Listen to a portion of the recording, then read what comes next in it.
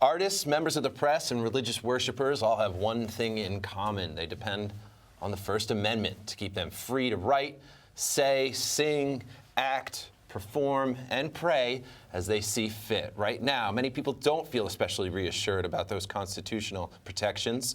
And here in New York, more than 24 arts and cultural institutions have joined together to form the First Amendment Sanctuary Spaces Project. That's right, and tomorrow at noon, the leaders of the projects will hold a news conference at the Brooklyn Arts Exchange, or BAX, but we've got him here with us the day before. Marya Warshaw is the founder and executive director of BAX. Welcome to BK Live. Thanks so much. We're also happy to have George Emilio Sanchez at the table. He's the creator of the First Amendment Sanctuary Spaces Project. Welcome. Thank you. Thank you for having Yeah, us. let's start by defining sanctuary spaces. How did the idea for sanctuary spaces come about?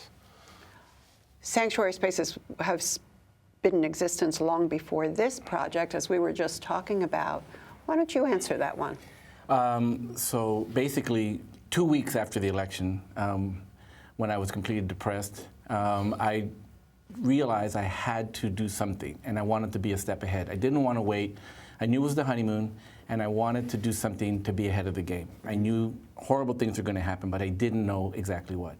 And somehow, I just thought of, well, I'm an artist, performing artist. I work with all these different, so why don't we get together and form sanctuary space, not in the way people are talking about it or enacting it as a physical sanctuary for undocumented people, but a more symbolic effort to say this is a place of refuge, a place of support. We will protect the First Amendment. It's a symbolic declaration to unify us and to try to actually create our own community, and that we get to know each other and what we're doing, but to be one step ahead. I also wanted to do it here in New York City first. Had everybody like, create a Facebook page, send it out. And I said, no. I called every place. I've had many conversations, and so that's how I was born. So Marya, there's the physical plant aspect of this, and you have some space. Why is it important to have sanctuary spaces and actual gathering spots, even in New York, where we're saying we're a sanctuary city? Like, we need to get even granular to the point of having these spaces. Well, we're not immune from what's happening in the general political climate, and certainly not immune to being responsible for protecting the First Amendment. So if in a physical space you honor artists making work, performing work, audiences seeing that work, students learning all within the First Amendment, then those physical spaces become extremely important to articulate the value of it. I mean, let's talk about this a little more specifically. How do you fear that the new president's policies might damage the arts in certain ways, George? Well, there's talk already that he might want to wipe out the NEA and the NEH. So there's a practical element to all this. But I also want to think of it in terms of what we're building for ourselves outside of that. El Trumpo is going to do whatever he wants to do, okay? And we're going to be on top of that. But I also think we need to be, proactive in the sense of how we build community, how we build our sense of not just resistance, but how do we build a new community? It was an unprecedented election. We need unprecedented ways to find a way to fight back. So how else are other organizations and like BAX, how are you guys partnering with all of these performers and thinkers and doers to really show people that there is a way to resist and use your talents to this end? Well, I can speak about my own organization and then anecdotally about others as well, and I don't think it's so far off. I don't think there's been one conversation that's taken place since the elections and prior to them, but certainly to a more finer point since then that hasn't included that. So when someone's talking about challenges that they have in focusing in a certain area when it feels out of the realm of talking very specifically politically, one of the comments they might make is, I can't think about anything else. And I'm here for 40 hours this week. It's got to be part of these 40 hours. So whether they're students talking about it or whether they're professional artists talking about it. So if we're looking at the National Endowment of the Arts and that funding, which seems to be ever dwindling anyway, really coming to a more abrupt sort of end, how can we help as the general public to keep the lights on, to keep artists moving and fortified? Like, what's the responsibility of people who may not necessarily be performative but appreciate you guys at the forefront? Well, as representatives of the First Amendment in the sense of free expression and free speech, it's tantamount to an open and free society. The NEA, ironically, has had more support from Republican presidents than Democratic presidents. True.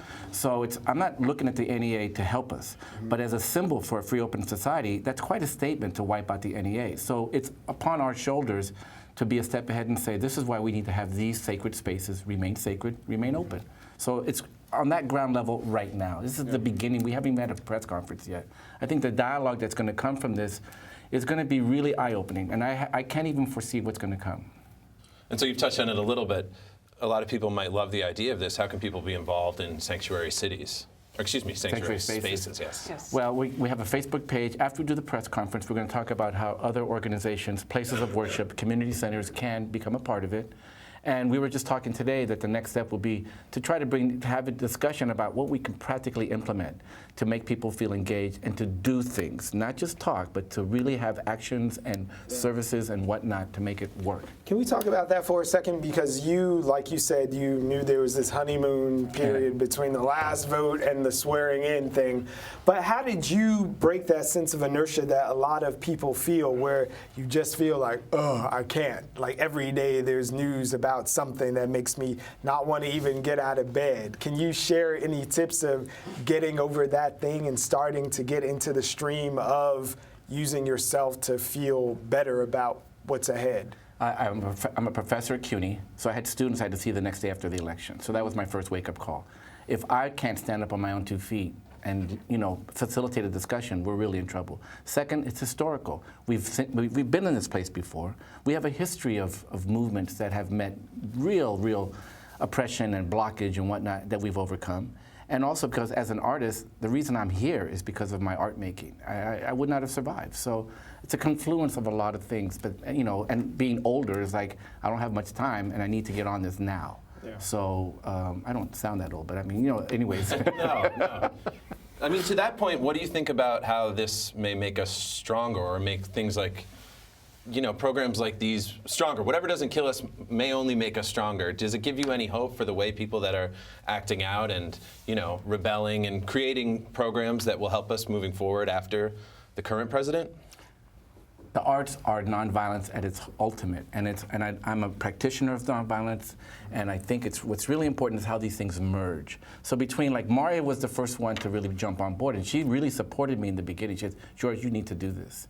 And so with her sort of, support, that's what really, I think we don't really know, but I know that it's essential that we all get to know each other and work together. Artists are an interesting bunch historically. If we stop making art and we stop supporting one another, if George calls me with this idea and I don't take that call and we don't make something happen, then we've already rolled over and played dead. And we have too much experience and too much history to do that. And so it's important to share that. It's important for us to share that generationally. It's important for us to connect it to other social justice movements, not just Trump's election or Trump's inauguration. And I think we do that by this open dialogue. We do that by not being afraid of ideas that we may not understand, but we do that all the time. And within cultural spaces, within some sanctuary churches, synagogues, mosques, community centers, that is happening. So the point is to, I think, do it even more.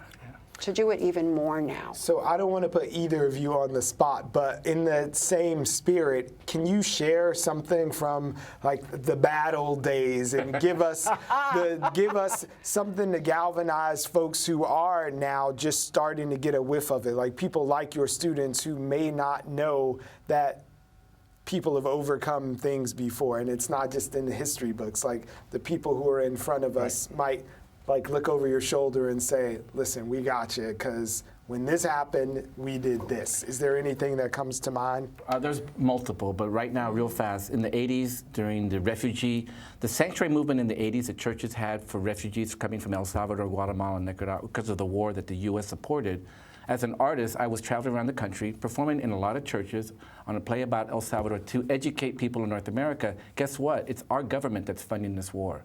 It played a really important part in communities across the country. And it was arts and places of worship working on political refuge for people who were dying or being harmed by our funding. So it made a big difference, and it opened my eyes to a potential of how we can work together. Well, wait, more questions. You had another question about Miami. Were you going to ask that one? Well, No, it was that we were just getting word about down in Miami's Democratic mayor sort of has blinked and is siding with Trump in order to not lose federal funding. So I imagine that you two have both been up the winds of against the winds of political change when it's not been so popular to be a dissenting artist. And I wonder, too, about Brooklyn, in terms of being an artist here, even before any of this inauguration. I mean, it's hard to be an artist in Brooklyn, the most expensive city in the world. I mean, what chance does anyone stand? I don't know. Go on, though. Do you have any comments to add to any of that, Well, I George? think that both George and I, I'm interrupting. No, you're not. No. George and I have lived in Brooklyn long before Brooklyn was one of the most popular places in the world or the most expensive place in the world to live in. And that actually made it more possible for many, many artists to come here. But even with the change of economies, even with the change of political climate, there's going to be people like that mayor in Miami. There's going to be people here in our city. That doesn't make it less important. It makes it more important for us to do this. And it's not about joining a political party.